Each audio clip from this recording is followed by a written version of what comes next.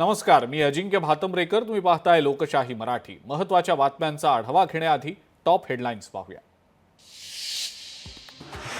बीडमधील सरपंच हत्या प्रकरणातील एसआयटी बरखास्त करण्याची दमानियांची मुख्यमंत्र्यांकडे मागणी. पोलिसांचे वाल्मिक कराड सोबत संबंध असल्याचाही आरोप. आरोप सिद्ध नसताना धनंजय मुंडेंचा राजीनामा मागणं योग्य नाही. छगन भुजबळांचं वक्तव्य. कुणाचं मंत्रिपद काढून मला मंत्रिपद नको असल्याचं भुजबळांनी केलं स्पष्ट. सोमनाथ सूर्यवंशींचा मृत्यू मारहाणीमुळेच झाला. केंद्रीय राज्यमंत्री रामदास आठवलेंचा आरोप. केवळ आंदोलन केलं म्हणून मारहाण करणं चुकीचं, आठवलेंचं मत. बीडमधल्या सरपंच हत्येप्रकरणी संभाजीराजे छत्रपती आक्रमक. सर्वपक्षीय शिष्टमंडळासह राज्यपालांची घेतली भेट.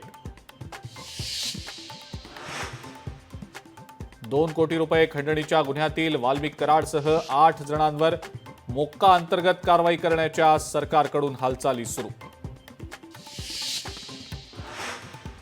उत्तर प्रदेशमध्ये भाजप आमदाराच्या एका दाव्यानं खळबळ. रोज 50,000 गायींची उत्तर प्रदेशात कत्तल होत असल्याचा केला दावा. मुंबईतल्या ताज हॉटेलच्या आवारात एकाच नंबर प्लेटच्या दोन गाड्या आढळल्यानं खळबळ. पोलिसांकडून चालकांसह मालकांचीही चौकशी. आणि महाकुंभ मेळाव्यावर HMPV व्हायरसचं सावट. कुंभमेळ्यातल्या महंतांचं पंतप्रधान मोदींना पत्र. चीनमधून येणाऱ्या भाविक, नागरिक आणि पर्यटकांवर बंदी घालण्याची केली मागणी.